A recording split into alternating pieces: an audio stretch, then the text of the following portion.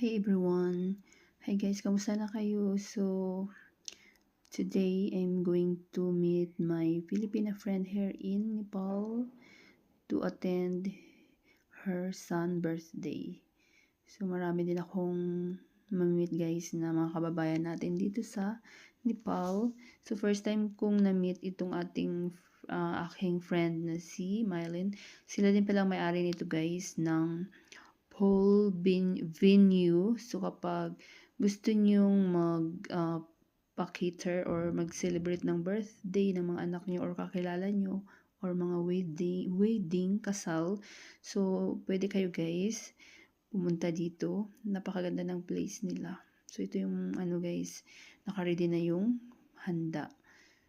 So, ito yung part 3 ng ating video guys. So, abangan nyo na lang ang part 4. So, super bait ng aking friend guys.